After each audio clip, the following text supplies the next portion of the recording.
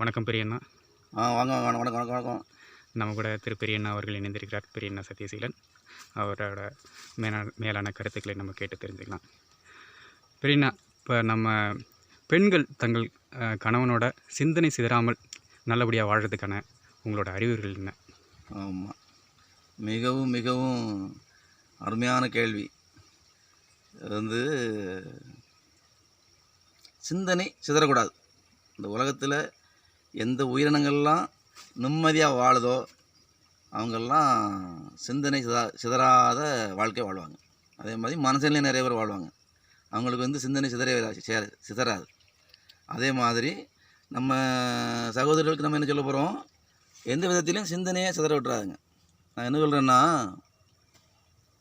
ஒரு ஜோடின்னு சேர்ந்ததுக்கப்புறம் அதில் கூடுதல் குறைவு பார்த்ததுக்கப்புறம் கடைசி வரையும் அது குழப்பத்தில் தான் போகும். இதில் ஏற்ற இறக்கம் மதிப்பெண்கள் ஒருத்தருக்கு போடுறது அப்படி பார்க்கும்போது கடைசி வரையும் அது அந்த மதிப்பெண் போடுறதுலேயே போயிட்டுருக்கோம்.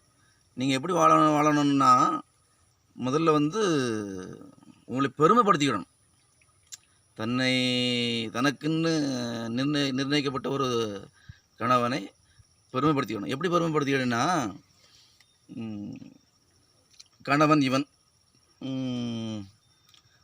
மற்ற இங்கே 5 பேர் யார்? அரசன், தளபதி, பெரும் பணக்காரன், நாட்டாமை, ஆலய பூஜாரி. இது உங்கள் கடமை. இவங்க ஒவ்வொருத்தருக்கும் எவ்வளோ அதிகாரம் உண்டு நீங்கள் சொல்லுங்கள். ஒவ்வொரு பெண்ணும் இதில் நிதானமாக இதுக்கு பார்த்து சொல்லுங்கள். ஒவ்வொருத்தருக்கும் என்ன அதிகாரம் உண்டு? அரசனுக்கு எவ்வளோ அதிகாரம் உண்டு, தளபதிக்கு எவ்வளோ அதிகாரம் உண்டு, ஊர் நாட்டாமைக்கு எவ்வளோ அதிகாரம் உண்டு, பெரும் பணக்காரனுக்கு அதிகாரம் உண்டு, பூஜை வைக்கிறவனுக்கு, நம்மளை ஆசீர்வதிக்கிறவனுக்கு எவ்வளோ அதிகாரம் உண்டு. இவ்வளோ வரையை பற்றி நீங்கள் சிந்திங்க. உங்கள் கணவன் சாதாரண மனிதன், சுண்டு வரல் மாதிரி. என்னங்க, உங்களை இந்த 5 பேரில் எவராவது ஒருவர் உங்கள் பக்கத்தில் வர முடியுமா? உங்களை தொட முடியுமா? இந்த 5 பேரில் இவ்வளோ அதிகாரம் உள்ளவங்க இந்த ஒத்தை மனிதனுடைய துணைவி பக்கத்தில் வர முடியுமா அப்படிங்கிறத நீங்கள் சிந்திக்கணும். இவங்களுக்குள்ள அதிகாரத்தை நீங்கள் உணரணும். இவ்வளவு அதிகாரம் உள்ளவர்கள் நம்மிடத்தில் வர முடியாது. ஆனால் நம்ம கணவன் ஒரே ஒரு மனிதன், அவன் நம்முடைய முந்தானையை தொட முடியும். அப்படின்னா நீங்கள் எப்படி கணக்கில் எடுக்கணும்னா, இவர்களை விடவும் இவன் அதிகாரம் உள்ளவன். எதனால் அதிகாரம் உள்ளவன்? நம்மளை தொட்டுட்டான். நம்மளை தொடக்கூடிய சக்தி இவன் ஒருவனுக்கு தான் வேணும், இருந்திருக்கணும்.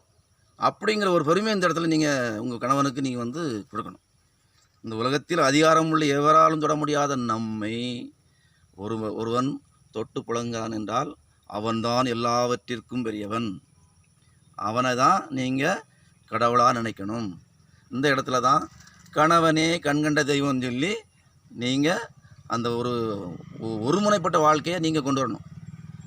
சந்தோஷமாக ஏற்றுக்கொண்டீங்களா? நல்லா இருங்க, நலம்பு கட்டும்.